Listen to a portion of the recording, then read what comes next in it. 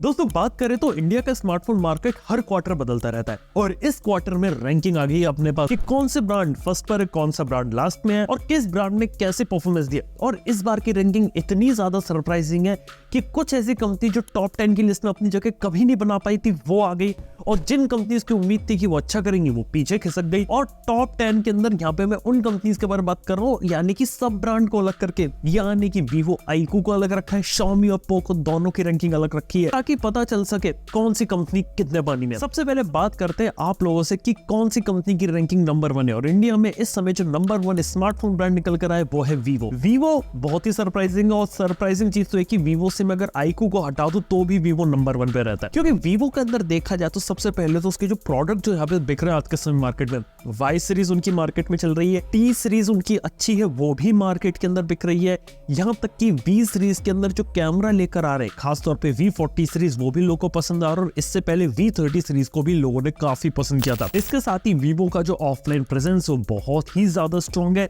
जिस कारण से वीवो मार्केट में अच्छा कर रही है। और बात करें जहां वीवो की अच्छी परफॉर्मेंस नहीं है वो है फ्लैगशिप में। उनके X सीरीज के फोन्स अच्छे होते हैं, X Fold 3 Pro भी उन्होंने निकाला था, लेकिन वो फोन बेचने के लिए नहीं था, वो अपनी ब्रांड की पोजीशनिंग करने के लिए था कि हम भी एक प्रीमियम ब्रांड है।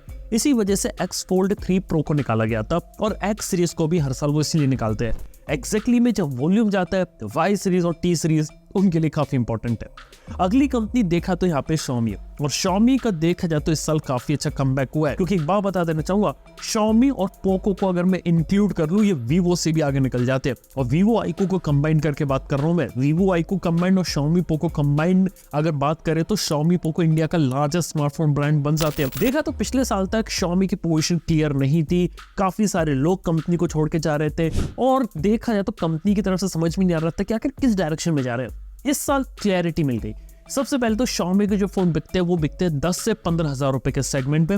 Redmi Note 13 उनका काफी बिका, Redmi 12 लास्ट ईयर का था वो काफी बिका, Redmi 13 जो रिसेंट लॉन्च हुआ है उसको थोड़ा सा मीडियोकर रिस्पॉन्स मिला है, लेकिन अपनी जो पोजीशनिंग है वो उन्होंने होल्ड करी है। इसके साथ ही सरप्राइजिंग चीज है कि जहां Xiaomi पहले ऑनलाइन फोकस जानी जाती थी, आज के समय में Xiaomi का सारा फोकस ऑफलाइन के ऊपर जा चुका है। अब Xiaomi क्या कर रही है, दूसरी कंपनी से अपने यहाँ लोगों को लेके आ रही है जो लोग ऑफलाइन के अंदर काम करेंगे और ऑफलाइन के अंदर और अच्छी स्ट्रॉन्ग प्रेजेंस देंगे, क्योंकि उन्हें पता ऑफलाइन में बहुत बड़ा मार्केट है जो वो पकड़ नहीं पा रहे और उसे वो पकड़ना चाहते हैं। बिल्कुल वीवो ने भी यही काम किया, यही काम यहाँ पे Xiaomi करने में भी लगा हुआ है। हालांकि Xiaomi की बात करें तो आज भी Xiaomi स्ट्रगल करता है अपने प्रीमियम फोन्स बेचने में। 30,000 रुपए के ऊपर लोग Redmi के ऊपर जाना पसंद नहीं करते हैं। अगली चीज Xiaomi 14, Xiaomi 14 Ultra, ये फोन ऐसे जो पोजिशनिंग करने के लिए बनाएंगे जहाँ पे लोगों को एक प्रीमियम एक्सपीरियंस दिया जा सके, लेकिन अभी भी वहां पे थोड़ा सा होल्ड कम है। Xiaomi को 3 से 4 साल और लग जाएंगे जब वो प्रीमियम में अपने आप को अच्छे तरीके से स्टैब्लिश कर पाए, और लोग भी तब जाके कन्विंस हो पाएंगे कि Xiaomi का इतना महंगा फोन जाके ले, लेकिन अभी के समय में तो Xiaomi का नहीं है। थर्ड पोजीशन पे बात करें तो Samsung आती है। Samsung को यहाँ पे ड्रॉप देखने को मिला। पिछले साल Samsung नंबर 1 हुआ करती थी, अब नंबर 3 पर है। अब बेसिकली बात किया तो Samsung का पोर्टफोलियो काफी अच्छा है। यहाँ पे S24 है, S24 Ultra, S23 भी है, इवन S23 FE भी यहाँ पे बिका है, काफी अच्छी सेल्स हुई है।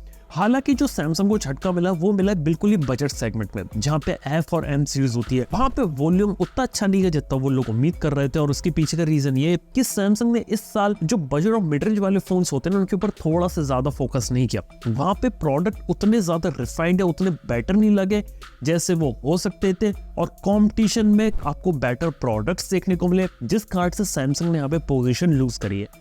Samsung के पास एक मौका है अपनी N सीरीज और F सीरीज को और बेटर कर सकती है, A सीरीज को भी अच्छा काम यहाँ पे कर सकते हैं, और बाकी उनके फ्लैगशिप लाइनअप तो चल ही रहा है। अपकमिंग लॉन्चेस में बात करें तो Galaxy S24 FE है, ये Samsung का बहुत ही जबरदस्त फोन हो सकता है जो अपकमिंग है। वहां पे Samsung एक अच्छा मार्केट प्रेजेंस क्रिएट कर सकती है, लेकिन अपनी ऑफलाइन डिस्ट्रीब्यूशन और अपनी प्रेजेंस के कारण Samsung इंडिया में नंबर 3 पोजीशन पर है। 4th पोजीशन पर एक ऐसी कंपनी है जो लगातार 3rd या 4th पे खेलती रहती है, और वो कंपनी है यहाँ पे Realme।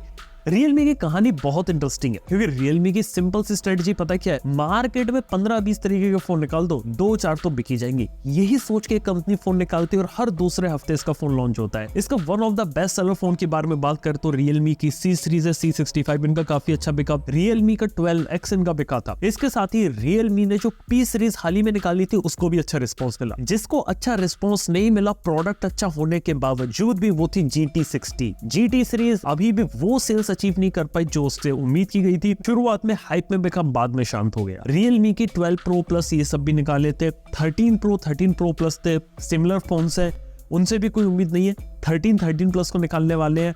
कुल मिला के 10,000 से 20,000 के सेगमेंट में प्रोडक्ट निकालते, वो इनका बिकता है। 20,000 से ऊपर जाते ही Realme को लोग अवॉइड करना शुरू कर देते हैं। और Realme ने भी घुमा फिरा के यहाँ पे ऑफलाइन के ऊपर अपनी पोजीशनिंग बना रखी है। ऑनलाइन शुरू किया तो ऑफलाइन में चले गए, 4th पोजीशन कंसिस्टेंटली मेंटेन करी है। और यही है कि बल्क में बहुत सारे फोन निकाल दो, कुछ ना कुछ तो चली जाएगा। 5th पोजीशन एक ऐसी कंपनी की जिसका सरप्राइजिंगली मार्केट शेयर पहले से इंप्रूव हुआ है, और वो है ओप्पो। ओप्पो का देखा तो तकरीबन 11.5% का मार्केट शेयर है, जबकि लास्ट ईयर 11% था। उसने ग्रोथ अच्छी दिखाई है। और सरप्राइजिंग चीज मैं बता देना चाहूंगा, ओप्पो का जो फोन ज्यादा बिका वो है F25 Pro। ये फोन ऑफलाइन में बहुत ज्यादा बिका है। और ओप्पो के साथ यही चीज है कि F सीरीज को ये लोग बेच लेते हैं, और अपनी जो मार्केटिंग जिसके कारण बहुत क्रिटिसिज्म मिलता है कि आप फोन के साथ क्या क्या कर रहे हो, उन सब के कारण ओप्पो वहां पे अपने मोबाइल फोन्स को बेच रहा है, और F सीरीज यही दिखा के चल रही है। हालांकि बात की जाए तो ओप्पो में प्रोडक्ट्स इतनी अच्छी क्वालिटी के नहीं है, लेकिन फिर भी बिक रहे हैं। ये एक सरप्राइजिंग चीज है, only because of the marketing. हालांकि ओप्पो को अभी भी यहाँ पे प्रोडक्ट्स को अच्छा करना बाकी है। और जो फाइंड सीरीज लोग पूछते रहते कि फाइंड 8 सीरीज आएगी, फाइंड 8 अल्ट्रा कभी आएगा, यार बहुत कम चांसेस है। ओप्पो जैसी कंपनी ये सारी चीजें इंडिया में लेकर आए। जिस तरीके से वो काम कर रहे हैं ना, वो अपने हिसाब से कर रहे हैं कि अब हम लिमिटेड फोन्स निकालेंगे, उनकी मार्केटिंग एग्रेसिव करेंगे, उसके बाद उन्हें बेचेंगे। तो यार कुल मिला के वो 5th पोजीशन है। और 6th पोजीशन एक ऐसी कंपनी की जो लगातार नीचे से ऊपर तेजी से बढ़ती जा रही है, यानी कि पहले टॉप 10 में नहीं आती थी, फिर 10th पे आई, 9th पे, वहां से 6th पोजीशन पे चली गई। और एक ऐसी कंपनी है जिसको एंड्रॉइड यूजर इतना पसंद नहीं करते। हाँ समझ गए होंगे, मैं यहाँ पे एप्पल की बात कर रहा हूँ। एप्पल एक ऐसी कंपनी है जो आज के समय में बहुत तेजी से आ रही है और बहुत तेजी से ग्रो कर रही है। और एप्पल के फोन से मैंने पता लगाया कौन से फोन मार्केट में बिक रहे हैं, तो सरप्राइजिंग चीज थी। iPhone 12 बिक रहा है मार्केट में, iPhone 13 बिक रहा है, 14 बिक रहा है, 15 भी बिक रहा है। iPhone 12 जितना पुराना फोन अगर आज के समय में एप्पल बेच रही है तो बहुत सरप्राइजिंग चीज है। ब्रांड वैल्यू के दम पे उसके फोन बिक रहे हैं। ऑफलाइन छोड़ो, ऑनलाइन भी छोड़ो, हर जगह बिकते हैं, और EMI के दम पे इसके फोन बिक रहे हैं, जो कि बहुत इंटरेस्टिंग चीज है। और देख के ऐसा लगता है कि प्रीमियम में जब आप जाते हैं ना 50,000 के ऊपर, लोग यार OnePlus को भी टच कर रहे हैं, सैमसंग को भी टच कर देते हैं, चाहते हैं भाई एप्पल का लोगो, एप्पल का आईफोन हो। इसी कारण से मार्केट में ये चीज चल रही है। और अब बात करने वालों 7th पोजीशन। 7th पोजीशन एक ऐसी कंपनी की जो अभी तक टॉप 10 में अपनी जगह बिल्कुल नहीं बना पाई थी, और वो एकदम से आ गई है, और वो है आपकी मोटोरोला। मोटोरोला की बात करें, इस साल अच्छा काम किया। एज सीरीज में कुछ अच्छे फोन निकाले, G सीरीज के कुछ अच्छे फोन है, यहाँ तक कि हेलो UI लेकर आए, अच्छा काम किया। फोन को स्लिम कर रहे हैं, IP रेटिंग दे रहे हैं, प्रोडक्ट्स डिसेंट है, काम अच्छा कर रहे हैं, प्रोडक्ट के ऊपर वर्क हुआ है, यहाँ पे इवन कैमरास भी इंप्रूव हुए और उनकी सेल्स में चीज दिखती है। इसी के साथ ही बात करें मोटोरोला में, एक और खास बात है कि यहाँ पे अभी भी ऑनलाइन सेंट्रिक है, और ऑनलाइन फोकस होके भी उन्होंने अच्छी ग्रोथ दिखाई है। इसके साथ बात यह कि मोटोरोला आगे और भी अच्छा कर सकती है, बस ये कि आगे चल के लोग मार्केटिंग जो कर रहे हैं बहुत ज्यादा एग्रेसिव कर रहे हैं, जिसका बेनिफिट उन्हें मिला है, लेकिन आगे चल के इनको प्रोडक्ट को भी थोड़ा बेटर करना पड़ेगा। और यूजर्स से जब मैं बात करता हूँ तो 2 मेजर कंप्लेंट निकली मोटोरोला को लेकर। पहली कंप्लेंट निकली आफ्टर सेल सर्विस, लोगों को अभी भी मोटोरोला में उतनी अच्छी आफ्टर सेल सर्विस नहीं मिल रही है। दूसरी चीज है सॉफ्टवेयर अपडेट, सॉफ्टवेयर अपडेट अभी भी स्लो है। ये 2 चीजें अगर मोटोरोला थोड़ा सा क्रैक कर लेना, बहुत अच्छा काम कर सकती है। ये चीजें मोटोरोला के साथ। अगली कंपनी के बारे में बात करना चाहूंगा, वो है पोको। 1.5 साल पहले पोको की हालत बहुत खराब थी, पिछले साल बहुत अच्छा कमबैक लिया। हाल फिलहाल देखा तो पोको की रैंकिंग थोड़ी सी फिसली है, लेकिन पोको यहाँ पे इस साल काफी अच्छे फोन निकल रही है, जैसे कि पोको का X6 एक अच्छा फोन यहाँ पे साबित हुआ। पोको की M सीरीज यहाँ पे बहुत अच्छा बिकती है, 10 से 20 हजार में पोको कमाल कर देता है। पोको अपना पोको F6 लाई थी, लेकिन उसको मार्केट में अच्छा रिस्पॉन्स नहीं मिला। ओवरऑल बात करें, पोको डिसेंट परफॉर्मेंस दे रही है, काफी अच्छे इंडिविजुअल ब्रांड के हिसाब से काफी अच्छा पोजीशनिंग उसने ले रखी है, और बाकी कंपनीज के जो सब ब्रांड्स होते हैं उनसे बेटर है। और पोजीशन ऐसी है कि पोको को अगर Xiaomi में इंक्लूड कर दिया जाए तो Xiaomi इंडिया की नंबर 1 कंपनी बन सकता है। इसके बाद बारी आती है आपकी OnePlus की। OnePlus सीधे 9th पोजीशन पर। एक जमाने में कंपनी 6th पोजीशन होल्ड किया करती, तो सीधे 9th पे आना काफी सरप्राइजिंग चीज लगती है। देखो 3-4 रीजन है, लेकिन बात बता देना चाहूंगा यार, OnePlus के डाउनफॉल को लेकर पूरा वीडियो बन सकता है, जिसके अंदर इसके बारे में बहुत बात की जा सकती है। अगर आप चाहो तो उसको भी हम बहुत ही जल्दी लेकर आ सकते हैं, लेकिन आपको सिर्फ ये बता देना चाहूंगा कि OnePlus को पिछले कुछ महीनों में ऑफलाइन में बहुत बड़ा रिस्ट्रिक्शन मिला है, और काफी सारे ऑफलाइन रिटेलर्स से इसके फोन्स को रखना यहाँ पे बंद कर दिया, क्योंकि OnePlus की प्रायोरिटी शुरुआत से ऑनलाइन था। Amazon पे तो बिकता है, लेकिन Amazon के बाहर प्रेजेंस काफी तेजी से कम हुई है। इसके साथ ही बात किया तो क्वालिटी कंट्रोल के इश्यूज भी काफी ज्यादा पॉपअप हुए। ग्रीन लाइन के साथ साथ नया इशू पॉपअप हो रहा है, जिसको मदरबोर्ड डेड भी बोला जा रहा है। इसके बारे में लोग कम अवेयर है। इसके साथ ही जो पुराने वन प्लस के फैंस थे, काफी सारे लोग नथिंग जैसी कंपनी के ऊपर मूव ऑन कर रहे हैं, और कहीं ना कहीं जो स्ट्रॉन्ग होल्ड था वन प्लस जिसने स्ट्रॉन्ग कर रखा था, वो वहां पे कहीं ना कहीं लूज हुआ। 9th पोजीशन उसकी आई है, और 10th पोजीशन पे ऐसी कंपनी जो पहली बार आई है इस लिस्ट में, और 10 पोजीशन एक्वायर करी है iQOO ने।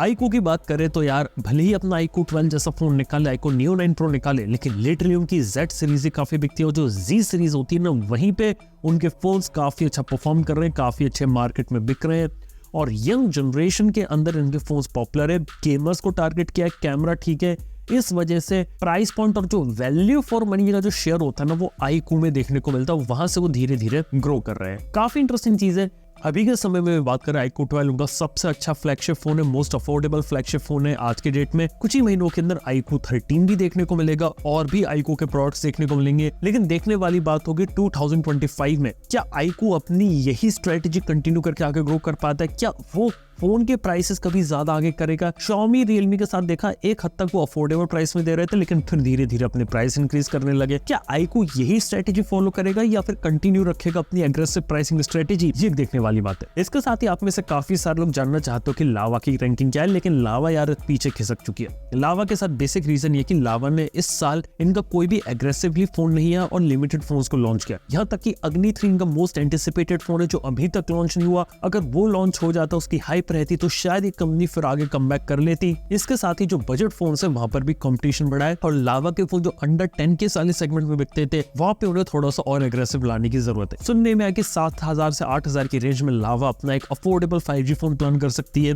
लेकिन देखने वाली बात है कि अग्नि 3 के साथ यहाँ पे वो लोग क्या करते हैं। इसके साथ ही बात करें नथिंग की, तो नथिंग अभी भी टॉप 10 की कैटेगरी में नहीं आ पाए, लेकिन सरप्राइजिंग चीज है कि लास्ट ईयर के कंपैरिजन में इस साल नथिंग ने बहुत फोन बेचे। टेक्निकली उन्होंने सिर्फ एक ही फोन निकाला, नथिंग फोन 2 है। फोन 2 है, मार्केट में अच्छा रिस्पॉन्स मिला, बिक रहा है मार्केट में, वो यहाँ पे दिख रहा है। इसके साथ ही CMF वाले फोन को भी यहाँ पे बहुत अच्छा रिस्पॉन्स मिला है, जिस कारण से इंडिया का one of the fastest growing smartphone brand nothing यहाँ पे बना है, जो अपनी unique design, unique strategy, unique चीजों के साथ मार्केट में टिका हुआ है। लेकिन कब तक टिका रहेगा, कैसे रहेगा आगे, ये देखने वाली बात है। फोन 3 अभी तक आया नहीं है, वो भी देखने वाली बात है कि अगले साल फोन 3 लाएंगे और नथिंग वाले अपने और प्रोडक्ट्स लाते तो वो मार्केट में कैसे चलते हैं। लेकिन इस साल देखा तो नथिंग सिर्फ अफोर्डेबल मिड रेंज कैटेगरी पर ही फोकस किया उन्होंने। अगली चीज आती है आपकी इन्फिनिक्स और टेक्नो जैसी कंपनी की।